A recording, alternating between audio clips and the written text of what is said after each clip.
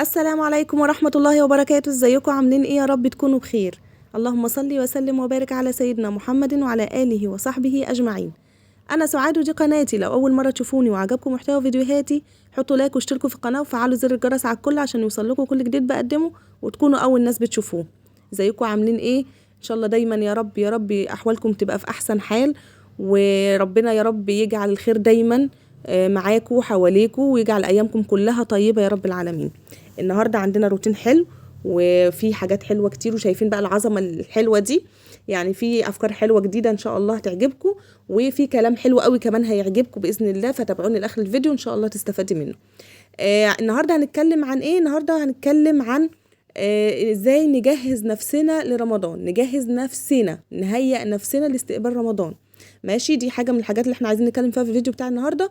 ومع الروتين اليومي بتاعنا اللي احنا متعودين عليه، تصحي الصبح طبعا انت كده كده داخله الحمام، تتوضي تشطفي ايا كان اللي هتعمليه، فبالمره كده وانت داخله الحمام تخرجيش الا لما الحمام بتاعك يبقى نظيف، كده هتبقى شلت عبء من عليكي طول اليوم، يعني حاجه هتحسي بالراحه النفسيه بعديها. احنا عارفين طبعا ان احنا الحمام والريسبشن بتاعنا اساسي طبعا لازم يكونوا نضاف، لان انت ما تضمنيش اي ضيف يجيلك في اي لحظه ممكن يقولك ادخل الحمام، هتقولي استنى ما انضف الحمام. فالحاجات دي طبعا اساسيه ان احنا بننضفها، النظافه اهم من الاكل والشرب. خلاص، فانا اول حاجه عملتها ان انا نظفت الحمام بتاعي كده بالمره وانا واقفه على الحوض، شويه اريال او ايا كان السائل اللي بتستعمليه، وواحده واحده كده هتلاقي نفسك ظبطيه 100 100. بنخرج بقى نعود نفسنا بقى، احنا عايزين نستعد لرمضان ازاي بقى؟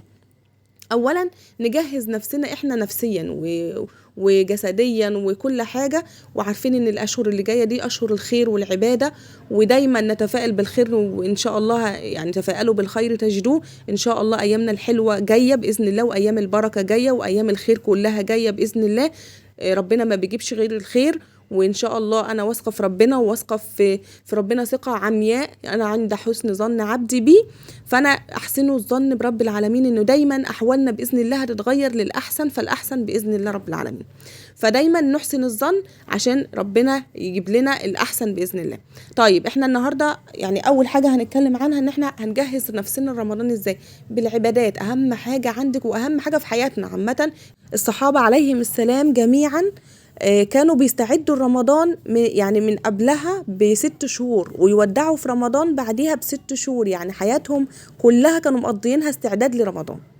فاحنا يعني احنا اليومين دول طبعا الدنيا لهيانه، ومشاكل الحياه والضغوط والحاجات دي كلها، يعني كلنا كتر خيرنا ما اختلفناش، بس ده احنا اللي معمولين عشانه، العباده والصلاه والصوم، ودي مهمتك في الدنيا، فما تنسيهاش ابدا، ولا تحطيها استثنائيه، ولا تحطيها مرحله تانية، ولا اي حاجه من الحاجات دي. فمع بعض ان شاء الله احنا دايما، يعني انا قلت لكم كذا مره احنا عاملين القناه عشان نذكر بعض ونفكر بعض ونستفاد من بعض، مش عاملينها للتسليه وبس. فدايما نذكر بعض بالحاجات الخفيفه اللي ممكن تعمليها وتخلي حياتك احسن واسهل ان شاء الله. فبذكركم ان الايام الحلوه اللي جايه دي ايام عظيمه، ولازم نغتنمها كده، ونغتنم الفرص الحلوه اللي فيها والغنايم اللي فيها الكتير اللي ربنا عملها لنا، ونسمع بس وصايا الرسول صلى الله عليه وسلم. احنا يعني محتاجين بس نعيش شويه ونرجع شويه كده للسنه النبويه والقران الكريم، ده كفيلين ان هم يغيروا حياتك 100%. فاحنا هنبدأ بايه؟ هنبدأ اول حاجة ان احنا عندنا في صيام، اكيد كل الستات عندها كده، وانا بما ان القناة دي خاصة بالستات شوية، فاحنا بنتكلم في فئة الستات ان احنا علينا صيام او قضاء في رمضان. تمام، فاحنا المفروض ان احنا نبدأ نعمل ايه؟ نبدأ نصوم الايام اللي علينا، عشان الايام دي حلوة كمان واسهل، ومنه تتعودي على الصيام في رمضان. فخلاص كده اتفقنا ان اول حاجة هنعملها نستعد بيها ان احنا نقضي اللي علينا او نصوم اللي علينا، او لو انت خلاص صايمه اللي عليكي وصايمه الستة البيض وتمام 100 100، تعودي ان انت تصومي مثلا النوافل اثنين وخميس، يوم اثنين يوم خميس، مش شرط كل الايام على بعضها. تمام، فبعد كده او دي اول حاجه خلصنا منها. تاني حاجه ان احنا هنزود بقى من الورد اليومي بتاعنا، وبكلم نفسي قبل ما بقول لكم انتوا كمان، يعني الكلام ده ليا قبليكم. ازود الورد اليوم، مثلا كنت بقرا ربع، اقرا ربعين، كنت بقرا ربعين، ازودهم لنص جزء في اليوم. نجهز نفسنا كده ونهيئ نفسنا كده للاستعداد لرمضان، عشان لما تيجي رمضان تبقى انت متعوده على ده، تزودي هيبقاش تقيل عليكي. تمام، خلاص كده يبقى ده الورد القرآني. مثلا هنعمل ايه؟ هنزود بقى في مثلا عندنا السنن، لو انت ما بتصليش السنن بتاعه الفروض، وبكلم نفسي قبلك برضو لان انا برضو مش كل السنن بعملها، فهنزود في السنن. احنا عندنا ركعتي الفجر خير من الدنيا وما فيها، وبنبدأ ب4 قبل الظهر و2 بعد الظهر، يبقى كده معانا 2 4 6 8، ومعانا 2 بعد المغرب، ومعانا 2 بعد العشاء، ادي 12 ركعه حيزت لهم الدنيا بما فيها. يعني الرسول صلى الله عليه وسلم بيقول ان اللي يصلي 12 ركعه غير الفروض بتاعته حيزت له الدنيا بما فيها. فعشان كده احنا بنحاول نغتنم اي فرصه، اي حاجه نشبط فيها كده نتعلق فيها عشان نتقرب من ربنا. صدقوني التقرب من رب العالمين بيخلي حياتك اسهل، وانتي ماشيه كده برضا، وسبحان الله بيفتح لك السكك متقفله كتير جدا. فنزود من العبادات بتاعتنا. عندنا قيام الليل يا ستي، احنا بنقول ان اي حاجه أدومها أفضل العبادات أدومها، فاحنا هنمسك في حاجة، نتشعلق في حاجة وندوم عليها. ركعتين 2 مثلا بعد العشاء، بعد سنة العشاء كده تصلي ركعتين وتصلي بعديهم الشفع والوتر. صليت الشفع والوتر وخلاص، شوية آخر الليل خالص قبل ما تنامي اتوضي وصلي ركعتين القيام الليل مش بعدد الركعات على قد ما هو بعدد الآيات اللي بتقوميها وبتقرأيها وانتي واقفة. فكل ما بتزودي في عدد الآيات كل ما قيام الليل بيبقى أحسن. تمام. وعندنا بقى الشهور الجاية حلوة، رجب وشعبان قبل رمضان، فدول في أفضل العبادات فيهم. نحاول نكثف بقى ونكثف الدعاء، نكثف الدعاء كتير جدا ليكي ولغيرك وحبايبك وقرايبك وصحابك وأي حد محتاج الدعاء ندعي له. ندعي طبعا ما ننساش المسلمين كلهم، ندعي لهم دايما. وانت بتدعي لنفسك ادعي لكل المسلمين، عشان في ملك هيقولك ولك بالمثل. فاحنا بنعمل كل الحاجات دي عشان نتقرب من ربنا ونجعل أيامنا كلها أحلى. ودايما ندعي بالبركة، ندعي بالبركة في الوقت، والبركة في العمر، والبركة في الرزق، والبركة في المال وفي العيال. كل الحاجات دي بتخلي حياتك أحلى وأحلى وأحلى، هتعرفي بالفرق. طب ما انا مش قادره اقرا قران كتير، اشغل القران جنبي مفيش اي مشكله. كلنا ما عندنا الموبايلات، ماسكين الموبايلات ليل ونهار، في مشغله نزلي عليها برنامج قران وشغليه عندك على طول. شغلي اذاعه القران الكريم فيها معلومات حلوه جدا، وقران يتلى اناء الليل واطراف النهار. كل الحاجات دي احنا اتشعبطي في اي حاجه تخليكي دايما على اتصال، دايما على اتصال بربنا. ودايما نذكر نفسنا، ما ننساش نفسنا، عشان احنا لما بننسى نفسنا مفيش حد بيذكرنا، فاهمين؟ ودايما نتشعلق في اي حد بيعايز النصيحه لينا، ونتشعلق في اصحاب الخير وفي اصحابك، دايما تنقيهم ان هم دايما يجروكي لعمل الخير والعبادات الزياده. فالحاجات دي كلها انا حبيت افكركم وافكر نفسي بيها، ولعل يا رب تكون حد يسمع كلمه مني يستفاد او يعمل بيها، فليه وليا ان شاء الله الاجر باذن الله. خلاص، دي كانت اول حاجه عايزين نجهز بيها رمضان، غير بقى الحاجات التانية اللي احنا عارفينها، التنظيفات والتفريزات والحوارات دي كلها هنجيلها برضو ان شاء الله، لان مفيش حد هيستغنى عن ده او ده، بس احنا بنتكلم في الاولويات. تمام. نيجي بقى للحاجات الروتين اللي احنا كنا عاملينه النهارده. انتوا شفتوا بقى انا كنت عامله ايه. نظفت بعد ما نظفت الحمام معاكم ونشرت الغسيل وشلت الغسيل وطبقنا الغسيل، سبت الغسيل للبنات. طبعا احنا في اجازه، فنعود بناتنا او اولادنا عامه، مش شرط بنات ولا صبيان، ان هم يشتغلوا معانا ويساعدونا في اعمال البيت، لان ده بيحملهم المسؤوليه، بيخليهم اكتر مستعدين ان هم يعملوا حاجه اكتر. يعني كل مره زودوا لهم المهمه بتاعتهم اكتر من الاولاني. تمام. وفي نفس الوقت ما نضغطش عليهم جامد. بس النهارده بقى نيجي بقى للغدا. فقره الغدا هنعمل ايه؟ انا بالمناسبه كنا صايمين عشان بالقضاء اللي علينا، فكان ما فيش فطار بقى طبعا. ففي الصيام القضاء فانا اتجهت بقى للفطار على طول، ومنه الغدا يعني في نفس ذات اللحظه. احنا زوجي بيتعشى بيجي يتغدى بعد المغرب يعني، فكله مع بعضيه بقى ان شاء الله. بس فانا النهارده اعمل ايه؟ اعمل طاجن مكرونه. فنعمل باللحمه ولا بالفراخ يا ولاد؟ قالوا ايه يعني، واحد عايز لحمه وواحد عايز فراخ. فقلنا والله ما احنا مزعلين حد. فكان عندي نص بانيه في الفريزر في الثلاجه، ده كان من قبل ما البانيه يغلى الحقيقه. فربنا ييسر بقى ونجيب كيلو ولا 2 نحطهم في الفريزر ان شاء الله، عشان بينفع جدا جدا جدا، وبينقذك في اي حاجه طارئه كده بينفع. فهعصجه عادي زي ما انتم شايفين كده. فرمت بصل الاتنين مع بعض، وحطيت بعد ما البصل بتاعي اتشوح كويس حطيت عليه اللحمه، وحطيت هنا اللحمه وحطيت هناك الفراخ بعد ما قطعتها التقطيع اللي انا عايزاها. وبعد كده سبتهم يتشوحوا كويس وتبلتهم ملح وفلفل وكمون وكزبره، مفيش كمون، و7 بهارات. تمام. والبهارات اللي انت بتحبيها، بابريكا، كاري، اللي انت بتحبيه. وبعد كده بنزل عليهم بالفلفل الالوان اللي عندي. انا كنت جايبه معاكم من السوق، جايبه معاكم طماطم، كان الكيلو ب6.5، وجبت معايا جرجير، وجبت معايا خضره، وجبت معايا كابوتش كانت حلوه جدا، واليومين دول جدا حلوه مفيده ومليانه ميه، واحنا جسمنا بيبقى محتاج ميه كتير طبعا. ماشي. فبجيب الخضره دي كتير، لو تلاحظوا ان انا بحبها جدا وبعدين خضره الشتاء كده بتبقى حلوه وطريه.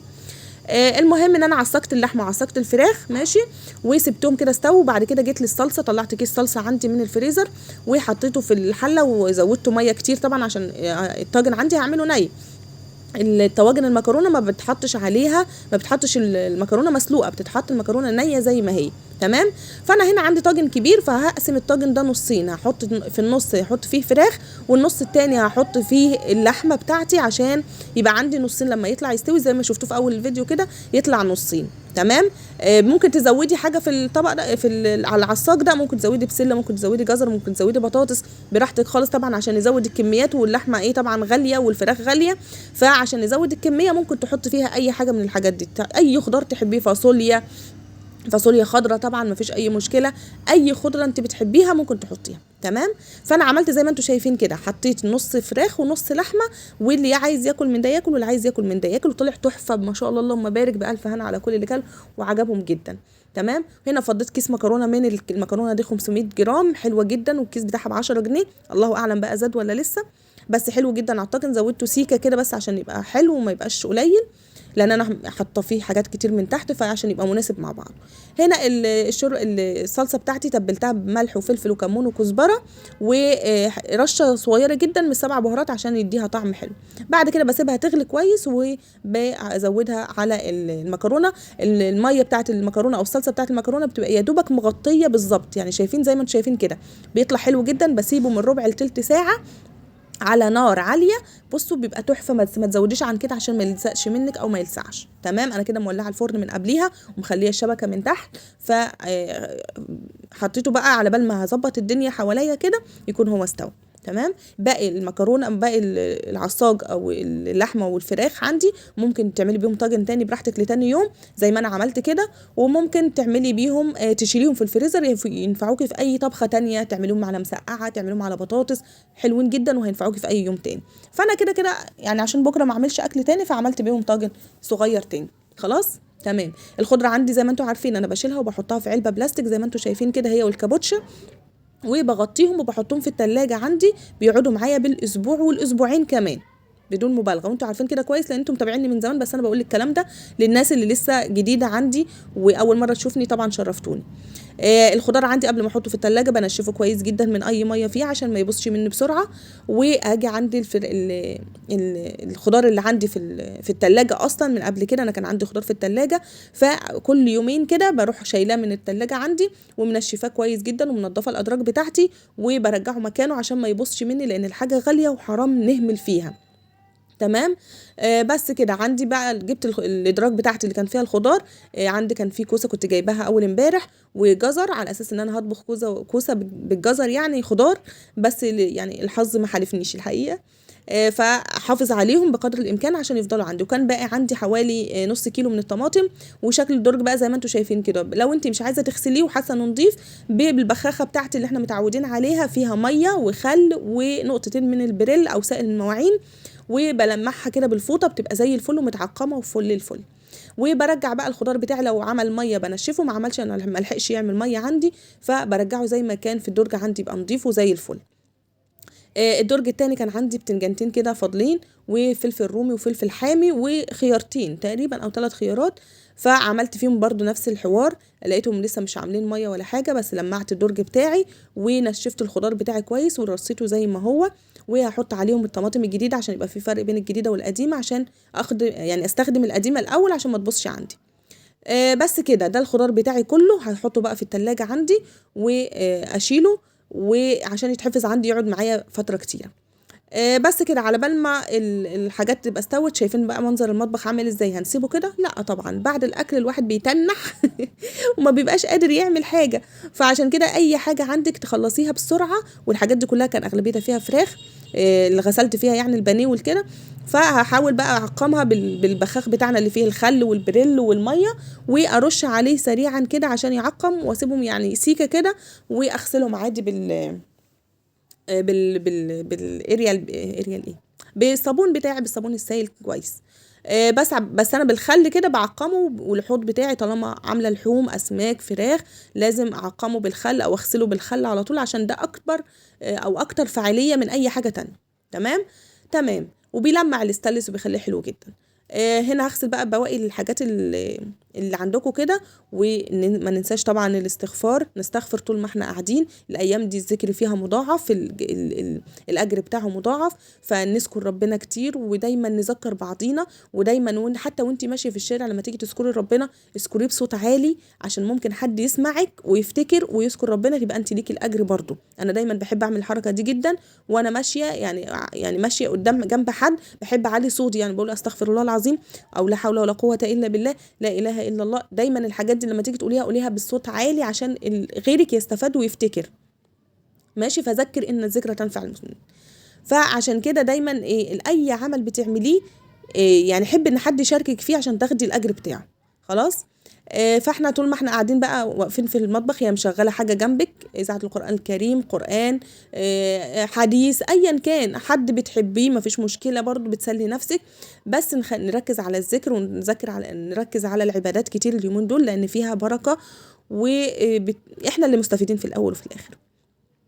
فاضل عندي بقى شويه الصلصه اللي فضلوا، انا زودت طبعا صلصه تانية عشان عملت الطاجن التاني، وشويه الصلصه دول طبعا مش هرميهم، مفيش حاجه دلوقتي بتترمي يا جماعه كل حاجه بفلوس. فشلتها وحطيتها في الفريزر، ليوم تاني ابقى عامله فيه طاجن اشيلها كده. كان الطاجن بتاعي استوى وتمام ومية مية. هشيل بقى، ارفع عنه بقى الغطا زي ما انتم شايفين كده، البخار لسه سخن، والطاجن بيحتفظ بدرجه حرارته مده طويله جدا. فيعني يستحسن كمان ما تقلبوهوش على طول عشان ما يتفرتكش منك، تصبري عليه 5 دقايق 10 دقايق بالكتير قوي، وبعد كده ترفعي عنه. تمام. هو هنا كان لسه سخن من بره، فهجيب الفوطه، وزي ما انتم شايفين بقى. ايه رايكم بقى في الجمال والحلاوه دي؟ حاجه كده خيال، جربوها مش هتندموا. وده كان ربع كيلو لحمه مفرومه، والنص كيلو من الفراخ عملوا معايا الطاجن الكبير ده، والطاجنين الصغيرين اللي انت عارفينهم عني. تمام. بس كده. وقدمت معاهم السلطه، وعملت معاهم ملوخيه ناشفه. زي ما انتم عارفين انا طول الشتاء بعمل ملوخيه ناشفه.